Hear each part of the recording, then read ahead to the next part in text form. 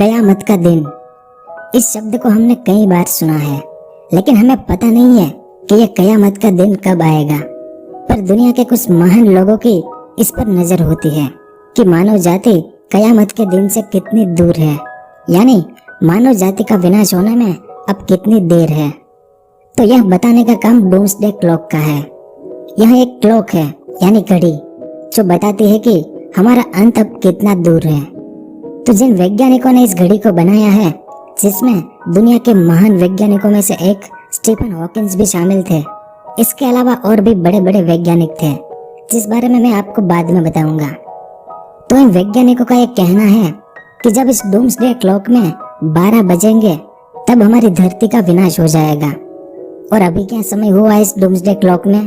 तो 11:58 और 20 सेकंड, यानी कयामत के दिन से मानव जाति अब सिर्फ 100 सेकंड दूर है। सिर्फ 100 सेकंड।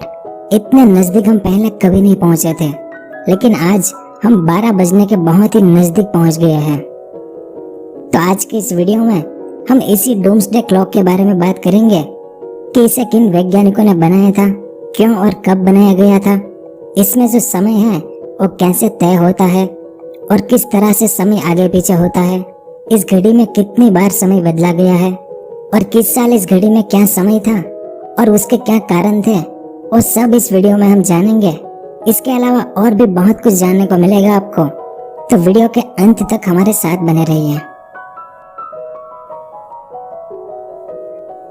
वैसे आप में से कई लोगों ने इस डूम्सडे क्लॉक के बारे में सुना होगा, लेकिन आप में से बहुत कम लोगों को पता होगा कि यह डूम्सडे क्लॉक है क्या। इस इमेज को देखिए, यह है डूम्सडे क्लॉक की ओरिजिनल इमेज, यानी ये कोई हाथ में पहनने की घड़ी नहीं है और ना ही इसे हम अपने घर की दीवार पर लगा सकते हैं। असल में यह डूम्सडे क्लॉक एक मशीन है, एक सिंबल है जो यह बताता है कि हम कितने खतरे में हैं, हमारा अंत अब कितना दूर है। ये घड़ी जितनी 12 बजे के नजदीक होती है, उतनी मानव जाति कयामत के दिन के नजदीक होती है। और ये घड़ी 12 बजने से जितनी दूर होती है, उतनी ही मानव जाति कयामत के दिन से दूर होती है। इस इमेज को देखें, इसमें साल 1991 में हम सबसे ज्यादा दूर थे 12 बजने से। इसका मतलब हुआ कि तब 1991 में हम कयामत के दिन से बहुत दूर थे, यानी उस समय किसी भी तरह का कोई खतरा नहीं था हमें। तो किस साल इस घड़ी में क्या हुआ था और उसके कारण क्या थे, वो सब जानने से पहले हम डूम्सडे क्लॉक का थोड़ा सा इतिहास रहा नहीं जाता, तड़प ही ऐसी है ना। नहीं, जान लेते हैं कि क्यों डूम्सडे क्लॉक को बनाया गया था, ताकि आपको समझने में आसानी हो। तो साल 1939 में दूसरा विश्व युद्ध शुरू हो गया था। फिर 2 साल, 3 साल, 5 साल हो गए, लेकिन यह विश्व युद्ध खत्म होने का नाम ही नहीं ले रहा था। इसमें एक और अमेरिका था और एक और जर्मनी था। असल में ये दोनों लीडर थे, पर एक दूसरे के दुश्मन। तो अमेरिका और जर्मनी दोनों के बीच होड़ लगी थी कि कौन पहले परमाणु बम बना लेता है। 1945 तक परमाणु बम यानी न्यूक्लियर बम का आविष्कार नहीं हुआ था और सबको पता था कि जो भी देश पहले परमाणु बम बना लेगा वो दूसरा विश्व युद्ध जीत जाएगा। तो इसमें अमेरिका की तरफ से परमाणु बम बनाने की कोशिश रॉबर्ट ओपेनहाइमर कर रहे थे, ये उनकी इमेज है। और जर्मनी की तरफ से परमाणु बम बनाने की कोशिश वर्नर हाइजेनबर्ग कर रहे थे, ये उनकी इमेज है। लेकिन 16 जुलाई 1945 के दिन अमेरिका के ओपेनहाइमर ने परमाणु बम का सफलतापूर्वक टेस्टिंग कर लिया और 20 दिन बाद ही, यानी 6 अगस्त 1945 के दिन अमेरिका ने जापान के हिरोशिमा शहर पर दुनिया का पहला परमाणु बम गिराया, जिसने हिरोशिमा को तबाह कर दिया। फिर 9 अगस्त को जापान के दूसरे शहर नागासाकी पर अमेरिका ने दूसरा परमाणु बम गिराया। इसमें भी लाखों लोग मारे गए, जिस कारण जापान ने आत्मसमर्पण कर दिया और इसी के साथ दूसरा विश्व युद्ध भी समाप्त हो गया। लेकिन इसी के साथ परमाणु युग की भी शुरुआत हो गई।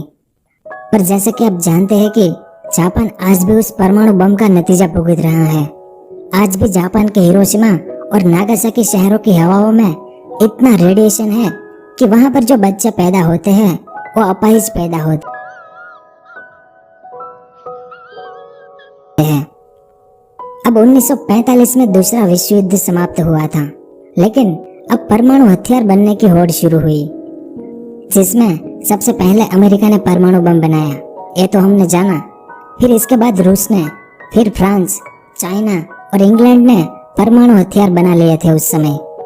और ऊपर से अमेरिका और रूस के बीच कोल्ड वॉर यानी शीत युद्ध शुरू हो गया और दुनिया फिर से डरने लगी, क्योंकि उस समय सबसे ज्यादा परमाणु हथियार इन्हीं दो देशों के पास थे। क्योंकि अगर इन दोनों के बीच कुछ हुआ होता तो उसका नतीजा पूरी दुनिया को भुगतना पड़ता। इसलिए BAS यानी the bulletin of the atomic scientist नाम का एक ऑर्गेनाइजेशन है, जिन्होंने साल 1947 में दुनिया के कुछ महान वैज्ञानिकों को बुलाया और उनसे कहा कि आप कुछ ऐसा बनाएं जिससे दुनिया को पता चले कि मानव जाति कितने खतरे में है। क्योंकि आज दुनिया में हजारों परमाणु बम है, एडवांस टेक्नोलॉजी आ गई है, सबमरीन और टैंक जैसी टेक्नोलॉजी। तो ऐसा कोई सिंबल बनाए जिससे हम दुनिया को आगाह कर सके कि हम मिडनाइट यानी कयामत के दिन से कितने दूर है। उस समय नोबेल प्राइज जीतने वाले 15 वैज्ञानिकों को बुलाया गया था, जिन्होंने मिलकर इस डूम्सडे क्लॉक को बनाया। और जब इसे बनाया गया था तब इसमें टाइम था 11:53। इसका मतलब है कि सब कुछ ठीक है, ज्यादा खतरा भी नहीं है और बहुत अच्छा भी नहीं है, यानी ये इस घड़ी का डिफॉल्ट टाइम था। अगर समय 12 बजे की तरफ आगे बढ़े तो खतरा बढ़ रहा है और 11:53 से पीछे आए तो और ज्यादा अच्छा हो रहा है।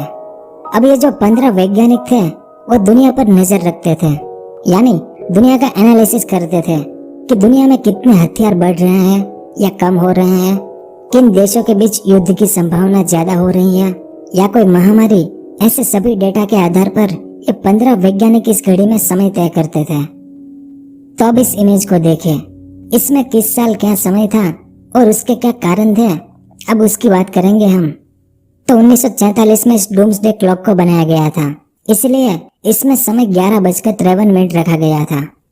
फिर 2 साल बाद 1949 में इस घड़ी में समय बदला गया था 11:57, यानी खतरा बढ़ गया था इस साल, क्योंकि 1949 में रूस यानी सोवियत यूनियन ने अपना परमाणु बम टेस्टिंग किया था RDS-1 नाम का, और तब कोल्ड वॉर शुरू हो चुका था अमेरिका और रूस के बीच, इसलिए खतरा बढ़ गया था। फिर 1953 में फिर से समय बदला गया और इस बार डूम्सडे क्लॉक का समय था 11:58, यानी बहुत ज्यादा खतरा, क्योंकि इस साल 1953 में अमेरिका ने पहला थर्मोन्यूक्लियर डिवाइस टेस्टिंग किया था और सामने रूस ने Joy-4 नाम का परमाणु हथियार का टेस्टिंग कर लिया था। फिर 1960 में डूम्सडे क्लॉक वापस अपनी जगह पर आ गया 11:53 पर, यानी सब कुछ ठीक हो गया था, क्योंकि 1960 आते आते दुनिया को पता चल गया कि यह परमाणु हथियार कितने खतरनाक है और दुनिया भर के वैज्ञानिक भी अब एकजुट होने लगे थे, खासकर रूस और अमेरिका के वैज्ञानिक। और इन्होंने दुनिया को बताया कि हमें परमाणु हथियार पर रोक लगा देनी चाहिए, वरना किसी दिन ये हथियार हमारी धरती को खत्म कर सकते हैं। इन सभी कारणों से डूम्सडे क्लॉक फिर से अपनी जगह पर आ गई थी। फिर 1963 में डूम्सडे क्लॉक का समय बदला गया और समय हुआ 11:48, यानी बहुत अच्छा हो गया सब कुछ, क्योंकि इस साल 1963 में रूस और अमेरिका के बीच एक संधि हुई थी, एक ट्रीटी साइन हुई थी कि अब से दोनों देश किसी भी तरह के परमाणु हथियार का टेस्टिंग नहीं करेंगे। इस ट्रीटी का नाम था पार्शियल टेस्ट बैन ट्रीटी, क्योंकि ऐसे हथियारों से पर्यावरण को भी काफी नुकसान पहुंचता था।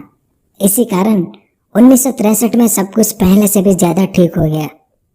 फिर 1968 में डूम्सडे क्लॉक का समय वापस अपनी जगह पर आ गया 11:53 पर, यानी फिर से हम खतरे की तरफ आगे बढ़ रहे थे, क्योंकि इस साल 1968 से पहले अमेरिका और वियतनाम के बीच युद्ध हुआ था, भारत और पाकिस्तान के बीच युद्ध हुआ था और अरब में 6 दिन का युद्ध हुआ। इसके अलावा 1968 में फ्रांस और चाइना दोनों ने परमाणु हथियार टेस्टिंग की जो ट्रीटी थी उसमें साइन करने से मना कर दिया और कहा कि हम यानी फ्रांस और चाइना दोनों आगे भी परमाणु हथियार का टेस्टिंग करेंगे, और उन्होंने ऐसा किया भी, जिसके बाद चाइना और फ्रांस भी परमाणु हथियार वाले देश बन गए थे। इन सभी कारण से डोम्सडे क्लॉक फिर से आगे बढ़ने लगी थी। फिर साल 1969 में समय हुआ 11:50, क्योंकि इस साल दुनिया के सभी देशों ने पार्शियल टेस्ट बैन ट्रीटी पर साइन कर दिया था, यानी कोई भी परमाणु हथियार का टेस्टिंग नहीं करेंगे, लेकिन सिर्फ 3 देशों को छोड़कर, भारत, पाकिस्तान और इजराइल। इन तीनों देशों ने साइन करने से मना कर दिया था, क्योंकि भारत और पाकिस्तान के बीच ताजा युद्ध हुआ था और इजराइल ने भी अरब देशों के साथ युद्ध किया था। इस कारण इन तीनों देशों ने अब अगर तुम लोग नए हो तो सब्सक्राइब करो, वो जो लाल वाला बटन है उसके साथ स्कैम करो या फिर महफिल जमाओ, मुझे नहीं पता, बस क्लिक हो जाना चाहिए। अब मैं भी जा रहा हूं, मुझे पार्क में स्टंट्स मारने जाना है।